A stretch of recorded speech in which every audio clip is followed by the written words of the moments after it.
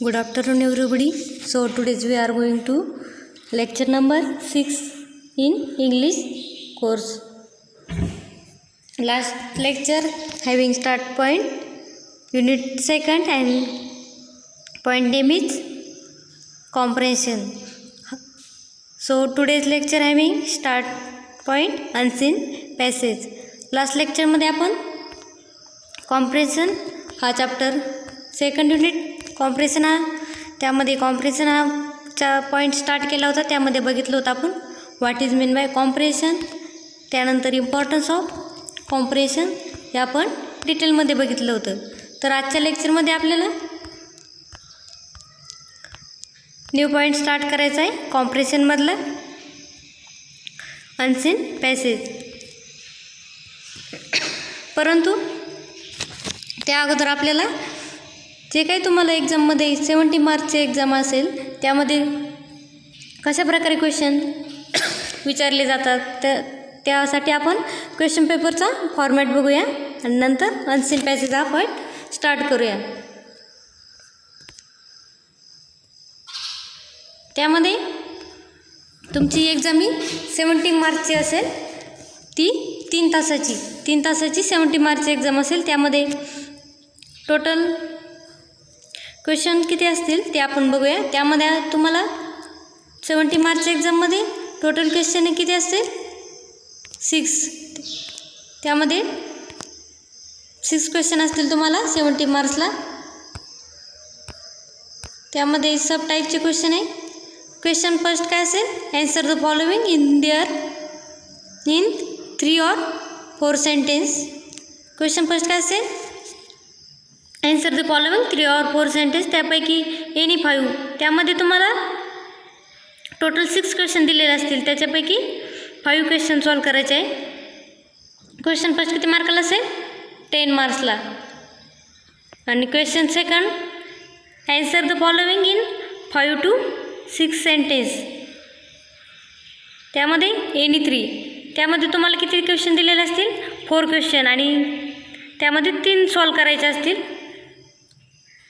आणि क्वेश्चनचा answer 5 to 6 sentence 5 to 6 लाईनमध्ये द्यायचे. एक सेकंड क्वेश्चनमध्ये. सेकंड क्वेश्चन किती मार्क्सला असेल 12. नेक्स्ट आहे third question, attempt any 3 of the following. Third question हा किती मार्क्सला असेल 12. त्या क्वेश्चनमध्ये टोटल 4 क्वेश्चन दिलेले असतील तुम्हाला, त्यापैकी एनी 3 कोणतेही 3 सॉल्व करायचे. त्यानंतर क्वेश्चन 4 असेल, attempt any 3 of the following. तो किती मार्काला असेल 12. क्वेश्चन 4मध्ये तुम्हाला किती क्वेश्चन दिलेले असतील 4. त्यापैकी 3 तुम्हाला सॉल्व करायचे, कोणतेही 3 सॉल्व करायचे. ते टोटल क्वेश्चन 4 किती मार्काला असेल 12. त्यानंतर नेक्स्ट आहे क्वेश्चन 5 क्वेश्चन काय आहे, attempt any 2 of the following. त्यामध्ये तुम्हाला किती क्वेश्चन दिले असतील 3 क्वेश्चन. त्यापैकी कोणतेही 2 सॉल्व करायचे. ते किती मार्क्सला असेल क्वेश्चन 5 8 मार्क्सला असेल. म्हणजे प्रत्येक क्वेश्चन हा किती मार्काला 2 क्वेश्चन सॉल्व करायचे तुम्हाला. त्यापैकी एक क्वेश्चन हा 4 मार्काला असेल. क्वेश्चन 5मध्येच सब पॉईंट आहे.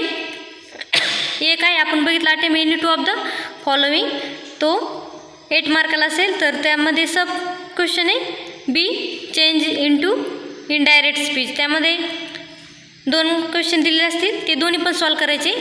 ते टोटल किती मार्काला असेल 4 मार्काला. त्यापैकी ते 2 मार्काला ते 2 सेंटेन्स तुम्हाला सॉल्व करायचे आहे. नेक्स्ट आहे question number 6, attempt any 2 of the following. Question 6 किती मार्काला असेल तुम्हाला 12 मार्काला. त्यामध्ये सब पॉईंट आहे ए डू ॲज डायरेक्टेड हा. त्यापैकी त्यामध्ये 3 क्वेश्चन दिले असतील, ते 3ही सॉल्व करायचे तुम्हाला.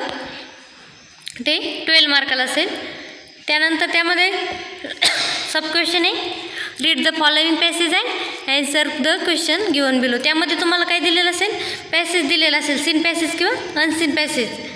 दोन्हीपैकी कोणताही एक पॅसेज दिलेला असेल, त्याच्यावरती क्वेश्चन दिलेले असतील, ते तुम्हाला सॉल्व करायचे. त्यामध्ये सब क्वेश्चन सी आहे डू ॲज डायरेक्टेड. त्यामध्ये किती क्वेश्चन दिले असतील तुम्हाला? 3 क्वेश्चन. अशा प्रकारे टोटल 6 क्वेश्चन असतील तुम्हाला 70 मार्क्स एक्झाममध्ये.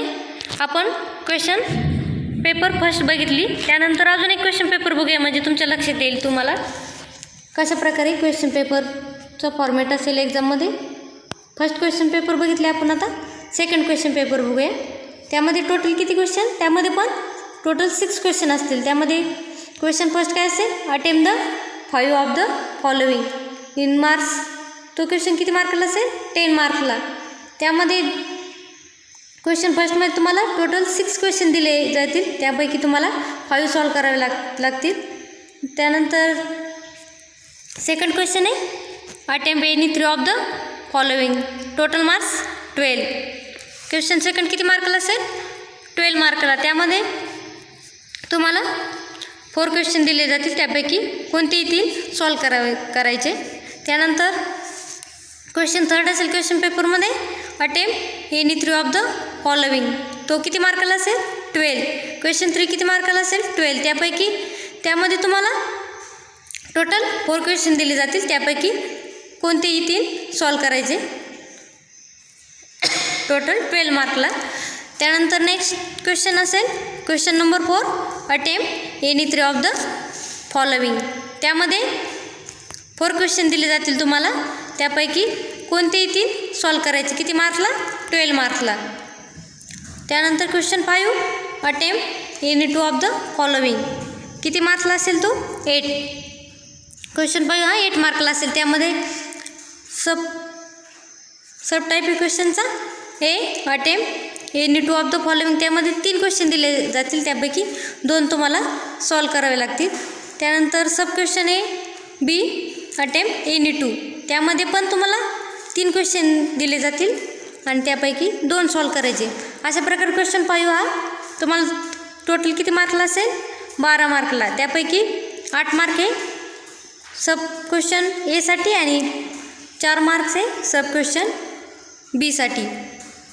अशा प्रकारे क्वेश्चन 5 तुमचा 2 पार्टमध्ये डिवाईड केलेला असेल, ए आणि बी, टोटल 12 मार्क. नेक्स्ट आहे question number 6 attempt any 2 of the following. त्यामध्ये तो किती मार्काला असेल? 12. त्यामध्ये कोणतेही 2 सॉल्व करायचे. त्यामध्ये 3 क्वेश्चन दिलेले जातील तुम्हाला टोटल, कोणतेही 2 सॉल्व करायचे. क्वेश्चन 6मध्ये सब पॉईंट आहे b read the following passage and answer the given question. त्यामध्ये तुम्हाला सीन पॅसेज किंवा अनसीन पॅसेज दिला जाईल. त्यामध्ये तुम्हाला तो पॅसेज रीड करून त्याच्यावरून क्वेश्चनचे ॲन्सर द्यावे लागतील. अशा त्यानंतर नेक्स्ट सब क्वेश्चन आहे त्यामधला क्वेश्चन 6मधला सी डू ॲज डायरेक्टेड, तो किती मार्क्सला असेल तुम्हाला? टोटल 4 मार्क्सला. अशा प्रकारे आपण 2 क्वेश्चन पेपर डिटेलमध्ये बघितल्या, त्याच्यावरून तुम्हाला लक्षात येऊन जाईल की तुमचं क्वेश्चन पेपरचं फॉर्मॅट कशा प्रकारे असेल. लास्ट लेक्चरमध्ये आपण कॉम्प्रेन्शन पॉईंटच्या युनिट 2 आणि चॅप्टर स्टार्ट केलं होतं कॉम्प्रेन्शन. त्यामध्ये seen passage from MSBT workbook and importance of comprehension हे आपण डिटेलमध्ये बघितलं. तर आजच्या लेक्चरमध्ये आपल्याला अनसीन पॅसेज हा पॉईंट डिटेलमध्ये बघायचा.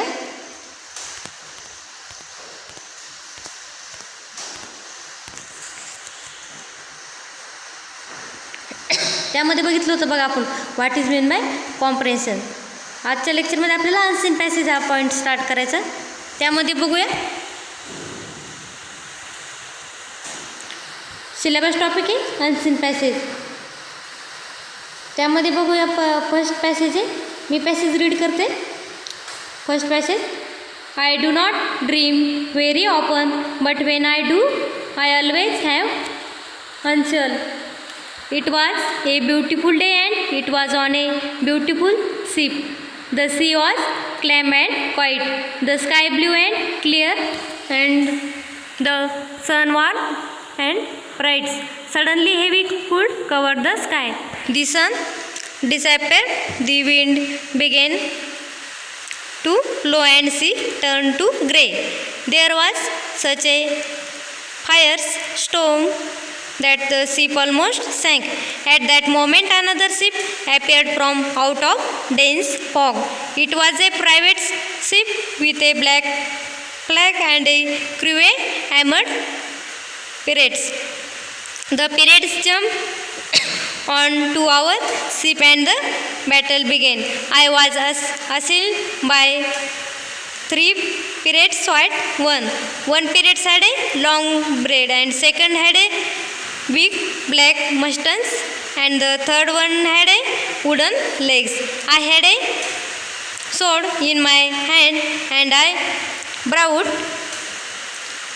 bravely. All around me violent battle raged.